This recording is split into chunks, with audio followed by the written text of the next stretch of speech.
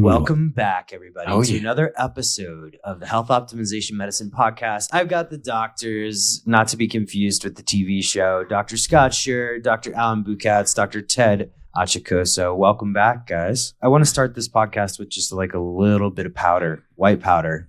Don't arrest me. Don't do it. Don't do it. Don't do it. Don't do Should I it. do it? Don't do it. Don't do Come it. on, Jim Bro. What is it called? Dry something? What is it? Like dry. It's not dry heaving. Dry aging. Dry hurling. Dry socket. So here's an interesting thing in my hand right now, and this brand does not sponsor the show, but in my hand right now, I contain one of the most researched supplements on the planet. It's been known as a performance supplement since way back in the day. I remember my dad trying to convince me not to buy this stuff at the local GNC when I was younger. It's known as a cellular energy buffer. It's a muscle brain nutrient. It touches methylation. It reflects mitochondrial demand. It may matter more in aging, sleep deprivation, cognitive stress, vegetarian diets, can't forget those, and conditions where the brain or muscle is struggling to meet energetic demand. Ladies and gentlemen, what are we going to talk about today? Boomer. Oh, vitamin B, baby. Actually, we're going to be talking about creatine, and it's not just for gym bros anymore. Let's talk about where we're going to go through this episode. First, I want to touch a little bit on creatine and what it actually does. Of course, it's had a bit of a resurgence in popularity in recent years, going from people that were low dosing 3 grams a day creatine to mega dosing creatine. We're going to get a little bit into creatine maxing, just like life maxing. Fiber maxing, looks maxing. Oh man, he's maxing. A lot of maxing. All right. Maxing. So first we're going to look at what creatine actually does in the cell. Second, we're going to look at creatine through health optimization medicine perspective. How does it affect things like cellular energy, amino acid metabolism, methylation, etc.? And then we're going to talk about dosing, timing, form that may benefit most. But before we get started, guys, I want to talk about Scott's most offensive comment on social media ever. This is why creatine doesn't work for me. I think this is the deal. Yeah. So actually, I don't need the reserve. Damn it. I shouldn't say most offensive. I am corrected. The thing that offended him most was on a podcast where he got called a sarcopenic doctor. Now, Scott, how do you feel about that? I felt like I wasn't being seen. Oh, that's so excellent. All he needed to do was to lift your shirt up and show that you actually had, a 2 millimeter layer of fat on your abs. There you go. That would have settled it. Scott, you got a lot of work to do on that 2 millimeters. My body fat percentage wasn't good enough, and bicep to body fat percentage ratio. I don't know what, it's one of those. We're inventing terms here today. I want to, there should be a ratio there. Like, if you have a certain body fat percentage. Anyway, I was surprised yet not surprised because the person that I was interviewing with, is at a lower body fat percentage than me, but much larger biceps. Right. So yeah. So there you go. Right. All right. Perhaps you should have been taking today's supplements. So we're talking about creatine, right? I do. Let's get a little bit into what creatine is. And we're going to talk here from the cellular battery buffer. Dr. Ted, can you take us through the creatine story and what it is? Actually, very simple to understand if you don't like to deal with all of the enzymes that deal with this biochemistry. You treat it as a rechargeable battery pack. ATP is actually the main energy source, right? But it's actually also very depleted rapidly inside the cell. Remember, in HOMeHOPE, we're looking at what's going on inside the cell. So what creatine does is that it actually binds with a phosphate group. It becomes phosphocreatine, which becomes rapidly diffusible as a small molecule. And then it becomes what's called a phosphate donor, right? To the ADP, which can then be pressed into ATP in the mitochondria. So that's simple. That's what it is. It's a rechargeable battery pack. But if you want to know what really happens a little bit more, there's a cost of actually producing ADP back to ATP, right? It's called the methylation tax, and the body uses a lot of SAMe or S-adenosylmethionine to do that. Remember, many years ago when it was vogue in Hollywood to let's take SAMe as an antidepressant. Well, actually, it just actually increased the energy production in your brain because you improve the methylation, right? But that's what's called the methylation tax when you're actually trying to produce a lot of Taxman. So if what creatine does is that it becomes phosphocreatine when it binds to phosphate, and then phosphate is immediately donated, right, without imposing the methylation tax on the cell. So that's what it does, right? It's just a rechargeable battery pack. That's how you think about it. Okay, so thank you for that, and I really appreciate how simple of an explanation, even though it was biochem, that was. Let's go a little bit into the health optimization medicine framework. Yeah, we can call up the tax man. It's just past April 15th. All of us have paid our taxes, hopefully. But let's go. We're filed for extensions. The health optimization medicine framework: detect and correct, of course, as well as reassess. How do we look at creatine within that health optimization operating system? Well, I think the what Ted was describing is important, right? We need help making more energy, and I think that evolutionarily we are so much more stressed and requiring ourselves, these bodies, to make more energy on a regular basis, and so that's why creatine becomes helpful. But when we're looking at optimizing somebody's mitochondria, we're looking at a nutrient optimization strategy, vitamins, minerals, enzymatic processes, the gut, neurotransmitters, hormones that are all responsible for maintaining mitochondrial function, antioxidant capacity, oxidative stress, et cetera. And so that's the primary, right? Because you don't want to give creatine to a system that's really, really being taxed, because creatine is not the answer, right? It's a valve that kind of pops open when we need it. That's why so many of us need it as much as we do, because we're taxing our system, typically because we're in sympathetic all the time. And this is what I lovingly call the sympathetic spiral of doom, as you know, guys. And this is the sympathetic activation mitochondrial dysfunction loop with cortisol, norepinephrine, epinephrine, kind of stimulating mitochondrial function day in, day out, 365, 24/7. There's a couple songs about this. You only do 24/7? You're not hustling. I know, exactly. So that's the problem. And so I think that's the framework that we use, is like creatine can be a fantastic adjunct to the work we're doing at optimizing somebody's health, but it's not going to be the foundation per se. It's going to be that addition that we can give people now to help them feel better. And hopefully over time, they need less creatine to maintain their capacity. And that's why it doesn't affect me at all. I don't need any creatine, right? So, actually, I just wanted to add quickly to that. The body has its own reserves of creatine, right? Yes. But in order to create creatine, that's where you actually exert the methylation tax, right? So you're probably going to use about 40% of your body's SAMe to produce the extra creatine. And so then that's when supplementation, right, becomes actually almost necessary, especially for this world that we have created. Right, we have created a very, very sympathetic world that was very different from us during the evolutionary times. Right, so we have turned night into day. We have all of these activities and poisons, etc., which actually require energy. And where will that body get the energy from? It's from ATP, right? And then when there is not enough ATP, then phosphocreatine donates its phosphate, right, to produce ATP. But then we need now more creatine, right, to do that. And that's where you're going to use 40% of your SAMe to produce more creatine. And that actually makes for the argument for supplementation. All right. So one question that commonly comes up about creatine is, should I be on creatine forever? And, from a HOMeHOPE perspective, how do we kind of look at this? Is there better questions that we should be asking? That's a great question. I think I'll take that one. So one of the things that we see. So when we think about creatine, right, I think it actually is somewhat helpful to pay homage to its origins, at least in the in the world of how it became popular, which was the bodybuilders, right? And so what's fascinating is that who you don't see come to the ER and fall, that have who have hip fractures, people that have a lot of muscle.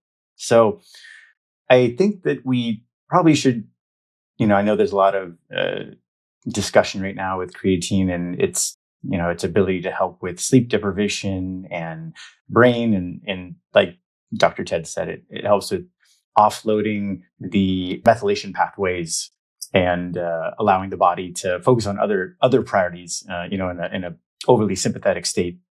But if we go back to muscle, muscle is not necessarily cosmetic is not necessarily a cosmetic organ like maybe skin and face. And I would challenge our listeners here. Some people would disagree, Well, maybe it could be. You mean Alan? When you take off your shirt off the beach, you say these muscles are for show; they're not for fucking work. Well, maybe they're a little bit glamour muscles, glamour beach biceps, man. Come on. Well, if we start to think of our muscles as actually an organ, like maybe like an endocrine organ, as Dr. Ted said, it's more of our amino acid reservoirs, and so our body draws upon muscle proteins as we see during things like illness and surgery, and when we're stressed, what happens, right? We lose muscle mass, and so rather than thinking muscle being cosmetic and being bodybuilder, let's think of it more metabolic. And the endocrine organ that I would say it's probably most similar to is, or it would be opposing, is our pancreas. So it's the tissue that absorbs and sucks up the glucose from our, it's an adjunct to our pancreas, right? And so it sucks up the extra glucose that's hanging around that our pancreas can't necessarily produce enough insulin to capture and to drive into our cells.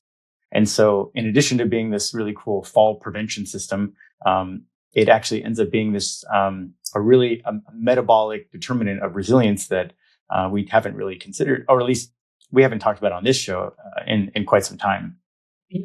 That's actually a more recent concept that's only come up right in the past decade or so, where your actual muscle mass is actually if you look at it, that's about 50% of the determination of your metabolic rate, right? Because it's how fast you're consuming energy. Before, when we were medical students, it's all about the thyroid. The thyroid is the throttle, we're flying a plane and so on. But then you notice that actually it's the muscle mass that actually also determines like the other half of your metabolic rate, right? So, and that was an interesting shift in perspective for me when patients ask you why should, especially women who are in my age demographic, who don't like any muscle. And I said, no. I said, you are getting older. You need all the muscle that you can get. Yeah. Well, this is what I find really fascinating about it is that, people think they can just take creatine in the morning and all of a sudden they're going to receive all of these wonderful benefits, at least some of the metabolic benefits that we're talking about here. And we all know the body is wise. The body is not wasteful. And so what it looks for things like the signal. It looks for a signal and a substrate. So it looks, and so when we put all these things together, we have, we'll call it training or, some type of resistance type of activity. And we'll call it the stimulus or the signal for adaptation. And then as we know it, we need to give it the basic building materials, and we'll call that protein. And then we need something to ensure that signal can actually be fully expressed. And that's, I think, that the key kind of, we'll call it the linchpin of where creatine falls in that overall, we'll call it the foundational framework for how we think about how it could help with someone's resilience. And so, but we need training, we need the right amount of protein, and then we need the creatine. And of course, we can't forget sleep. And Dr. Scott talks about the sympathetic spiral of doom. And if we don't have the recovery window, then the time that we actually spend in adaptation doesn't occur. And so we can't actually even build the muscle. Yeah. So, I actually worked with a lot of bodybuilders before, right? And this was like, so I had to study creatine and pathways and stuff, but that did not impress me as much. It's like, for me, it's like when you're 28, you really should look like that, right? It's like, no, you're showing off your abs and everything else. No, you should look like that. If you're 28, not sub 10% body fat, don't call Dr. Ted. Yeah. And then it's like, try looking at those who actually have their still washboard abs when they're past 50. That's, how you would like to look like. When you're young, between 21 and 30 years old, you should look like that, for fuck's sake. But anyway, where it made a really impression for me are actually in those who eat very little protein. Right. Yeah. Vegetarians, those are vegans. And high carb diets, right? Especially vegetarians who eat very little protein and then would eat a lot of plant-based carbohydrates in the form of bread. right? So, and that actually made an enduring mark in my practice. It's like, this is where I could actually, there's this clinical, instead of for performance or for looks or anything like that, this one is actually helping a lot, especially for older people. Alan knows this, that, the usual cause of the breaking of bones during a fall is not because they fell and the bones actually hit the ground, but it's a failure of grasping, right? The failure to grasp and actually support. And that is muscular, right? So it's like, and that's hand strength. They also, aside from hand strength, they lose balance. So you combine that with weak muscles and then the poor balance, unable to break their fall. Then they, at first we thought it was actually, with the brittle bones. It's not, it's actually from weak muscles. So that's where giving creatine actually made a mark in my practice. Yeah, looking at the studies, I was looking at vegetarians have 10 to 30% lower levels of creatine than people who eat meat. So they have less buffering, they have more fatiguing of muscles. Usually they're more susceptible to exercise fatigue, sleep deprivation, and cognitive load. So all you vegetarians out there should be at least supplementing with creatine. That is for sure. Okay, I want to kind of do a little bit of a kind of dance around the muscle conversation in creatine and kind of go into the brain conversation in creatine. And this is one that I would say has come online a lot more in recent years. And talk about creatine for brain energy and cognition, because, the brain's only 2% of our body weight, but it's very metabolically expensive. And so with it taking a large share of the body's energy, how does creatine play the role here? Because this is also an interesting conversation. We have to be careful. How do we look at, brain cognition and creatine? What's the role of creatine there? Because creatine is actually a small molecule. It can actually diffuse into the brain space and adds to the energy production of the brain.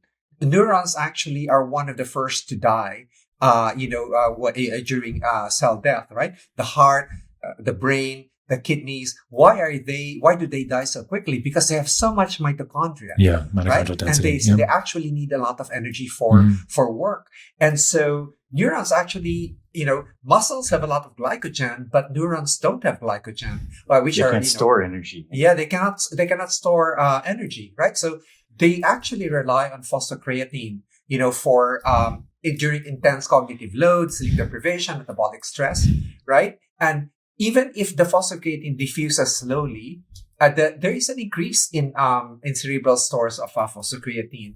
So it mitigates mental fatigue, it supports your working memory, provides protection against ischemic events, right? Or even actually brain trauma, right? So you could see this, that in hunter-gatherer societies, we have a lot of red meat and fish, which is has preformed creatine, right? But now if we have plant-based diets, they're severely deficient in the compound, and we are observing the evolutionary mismatch that way, right? So so it's like your health span, not just your lifespan, but your health span, right? So as you can see, all of these kinds of things, you would see the need for creatine the most in the cells that have very little glycogen stores and have a high energy requirement. Brain, heart, kidneys, liver. These are the ones that have 1 to 2,000 mitochondria per cell, whereas the body's average mitochondrial count is about 500 per cell. And of course, the cells in the body that don't have mitochondria are your red blood cells, right? So you could see there the discrepancy of having any 1 to 2,000 mitochondria versus just 500 in an average cell. So you see there that actually the great need for creatine in those cells.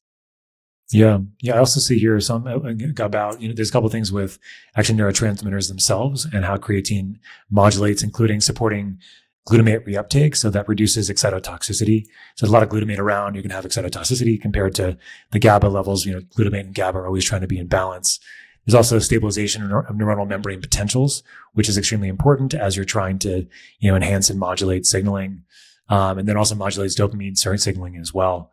So I think that these are probably maybe indirectly related to its energy production capacity. But this is when you're actually looking at it from a neuron, an actual neuron itself. What happens when energy is more effectively being used is that neurotransmission is going to be more effective. Membrane potential is going to be more effective. So I get this question a lot actually recently, which was, I had somebody that came in, I had a patient of mine, not actually somebody who's consulted with me.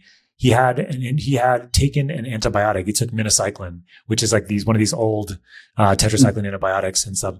And he got this really weird symptom where he would get this brain fog, hungover feeling.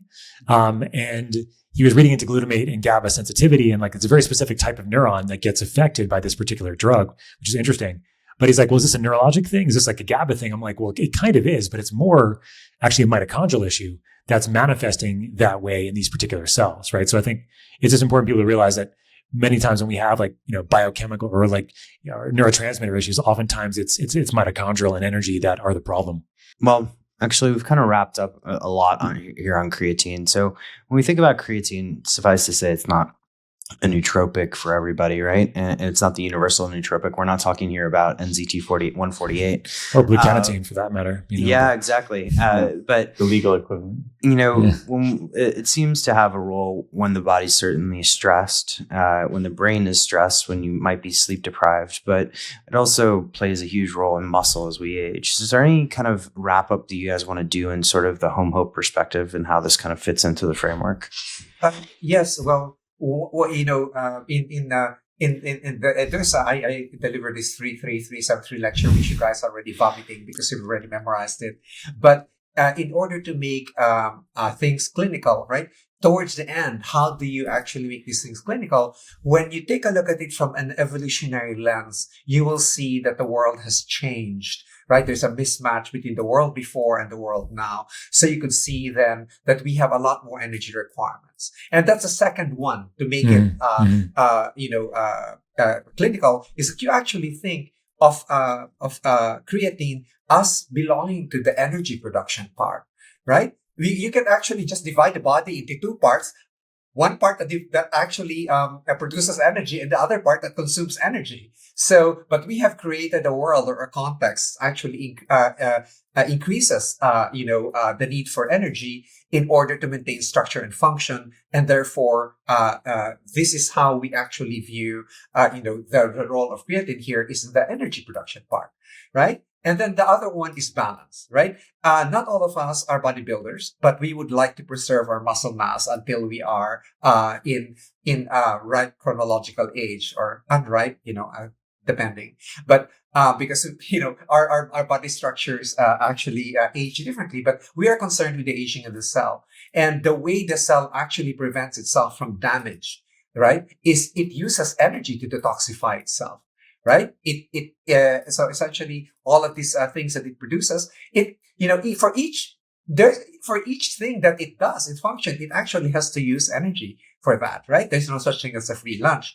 And so when you are, for example, defending yourself from a cold or something like that, if you have sufficient energy stores, you will be resilient and actually recover quickly. So for us, if you just have a balance, right, of that, not necessarily a surplus, but just a balance of how your energy is produced and how your energy is consumed, then you would have this dynamic equilibrium that actually goes inside the cell. Right? It's not really a surplus, not really a starvation condition, but just enough for the cell to be able to produce energy and sustain itself without producing too much trash or garbage, right? Because remember, garbage collection inside the cell also fucking requires energy, right? So that's the way you look at it from a HOMeHOPE perspective, right? From an evolutionary lens, from an energy perspective, and from the balance between the energy production and the structure function that the energy has to maintain. So that's how we look at it in HOMeHOPE. All right. To wrap things up, I have to ask Scott, how did you react on the day you heard that you were a sarcopenic doctor? Yeah. I felt like influencing was hard, And, it's difficult to be in a situation where people just judge you, for just doing the best you can, even if it's not very good. Well, I thought it was a very good episode. So give yourself a pat on the back. Maybe take a little bit more creatine next time and you'll be okay. All right. So everybody tuning in here, this has been another fun episode of the Health Optimization Medicine and Podcast. Scott is actually just going through a fit of enlightenment right now. And so we'll sign off here. If you enjoyed this episode, please hit the like button, leave a comment. Let us know what you thought, your favorite questions, things that you want answered the next time. Smash subscribe too, and just let us know what you think. Smash it. Leave 5-star reviews on Apple Podcasts, Spotify, or wherever you listen to your podcast. This has been Dr. Scott, the Laughing Man, Dr. Allen, as well as Dr. Ted signing off. Have a good night.